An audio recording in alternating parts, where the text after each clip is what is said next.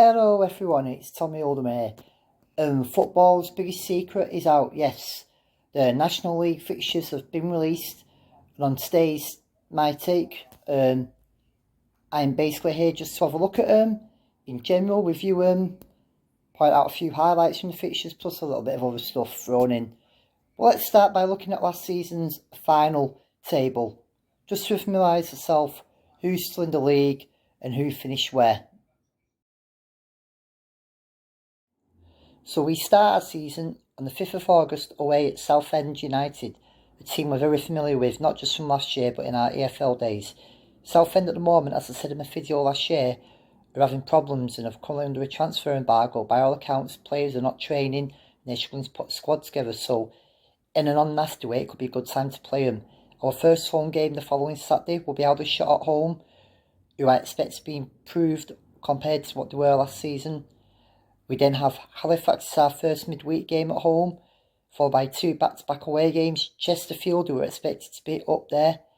Boreham Wood, who were in the playoffs last year. And we end the month on Bank Holiday Monday at home to Solihull. Our last game of the season will be at home to Wealdstone. The Christmas period, Boxing Day, we're away at Hartlepool. And on New Year's Day, we're at home to Hartlepool also. The fixtures haven't really caught everyone's imagination. A lot of the midweek games, such as Halifax, York and Fylde, are all Tuesday night games. Now, a bit disappointing because these are games a lot of fans would have had a big interest in. The local, we take good numbers. Someone said on Twitter, well, it's good for young fans. Yeah, fair point. For younger fans, yeah, it means that on a school night they can go, but you don't want all of them there. A lot of people want a full day out, including younger fans themselves, want to experience a full day here and there watching the Latics, the build-ups in the pubs. Oldham away is on Easter Monday as well, which will be a good away following. My suspect is a lot of these games in midweek due to police advice. I do know National League did put a few midweek games last year that were localish. York last year was on a Bank Holiday Monday. If you remember, Gateshead was midweek. Gateshead this year is on a Saturday. I think it's the first Saturday in September, so again, it's a ground that will be quite popular with for our fans to get up there. Another midweek game throughout the season is Kidderminster. So let's now have a look at the fixture list. So one fixture we are looking out for, and that's the return of Rochdale. We played them away on the 21st of October and at home on the 6th of April. It'd be nice on the 6th of April if we could do a double whammy of winning promotion, crown champions and sending them down. Obviously September sees us play away on the 26th, Kidderminster, who won the National League playoffs last year, and Oxford City make their first ever trip to Oldham Athletic. Our mates from Dorking are also play us in September as well on the 9th. We know we're in the FA Cup this year and obviously the FA Trophy. If you remember last time, Ebbsfleet made their first ever visit to Oldham on the 25th of November also. The away game at Dorking is the 6th of January, effectively the same Saturday it was last season. We make our first ever visit away to Ebbsfleet on the 3rd of February.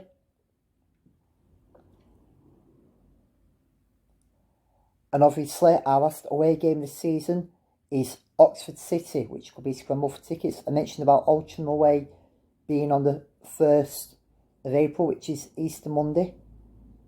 We play them at home on Saturday, the 28th of October, one of the few times it's not midweek. Again, the fixtures haven't impressed everyone. And the thing is, you're never going to impress everyone. Some are going to like it.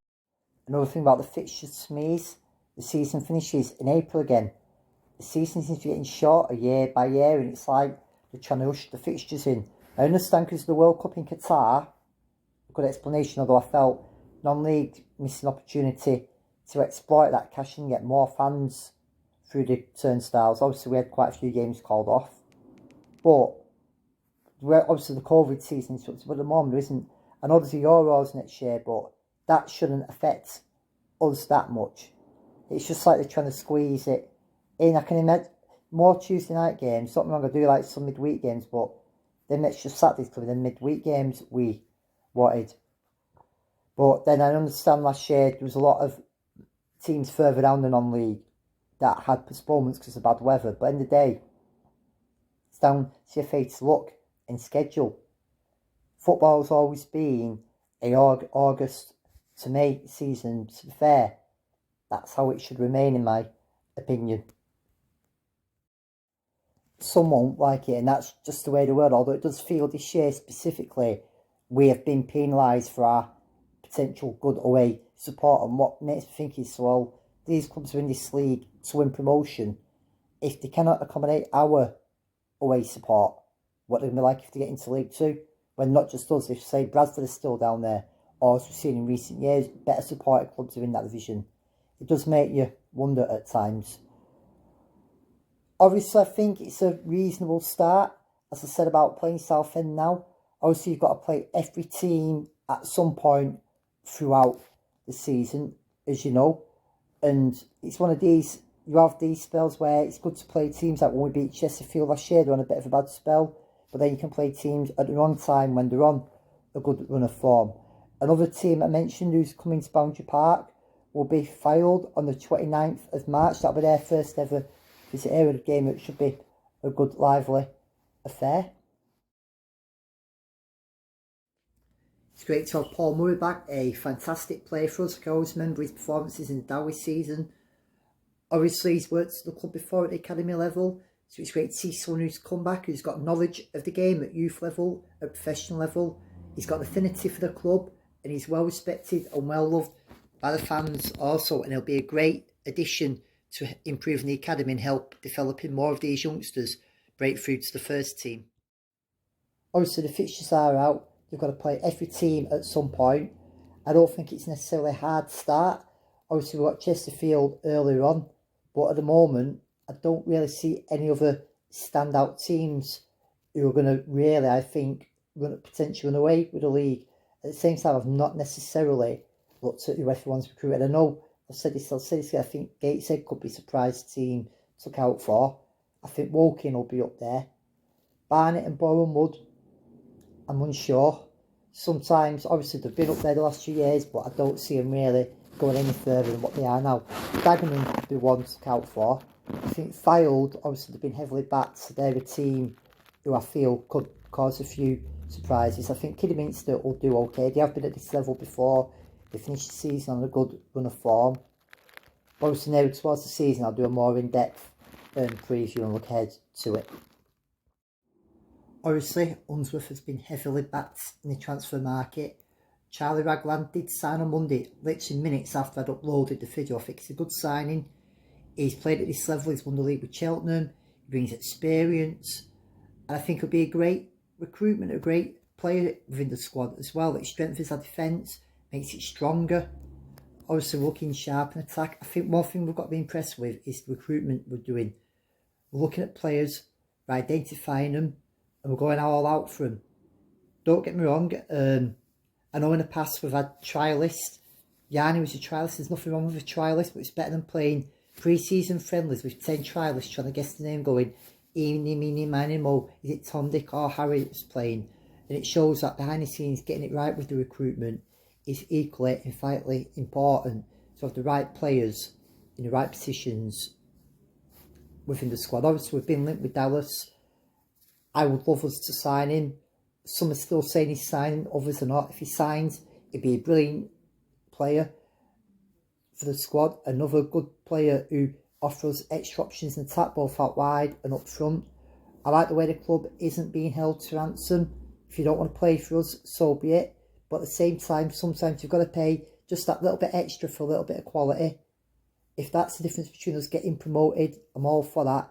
It's better than trying to get a player and just offering them peanuts than saying, no. Sometimes you've got to be a bit realistic and go for that pull. Not overspend, but at the same time, not underspend. Obviously, it's keen interest in Southend away. I've looked at train prices and the current return is £115. It's a person's choice if they want to pay it. If not, look out on social media for car share lifts, coaches. I know Bradley Knowles and Nathan Price, I can bin man, are on one for the lower house. It's £40. Departs at 7 AM By all accounts, it's filling up fast. But look out for the club, the official coach. Obviously, the more people use the official coach travel, the more fans on it, the more coaches that can run. I know there's a few games last year they weren't able to run one.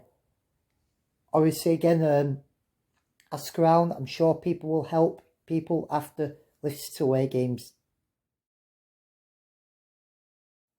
I'm actually going to watch the fans forum later on tonight. I haven't had a chance to watch it yet, but reading the comments off Twitter, Facebook, it seems most people were more bothered about the quality of the questions asked, or people asking about the opposition and stuff. My honest opinion, if that's the only thing fans were worried about, it shows that our club behind the scenes is in a very good place when you consider that fans forum years ago and the Lemsgans and the shenanigans it turned into.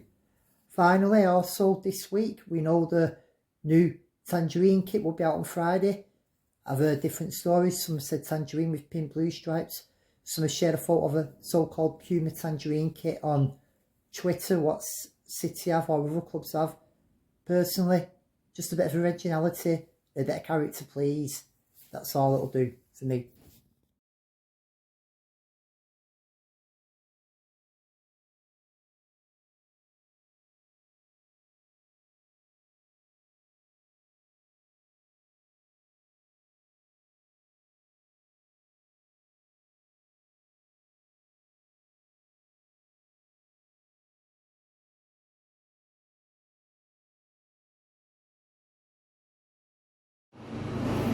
See you all on the terraces. Come on, Oldham.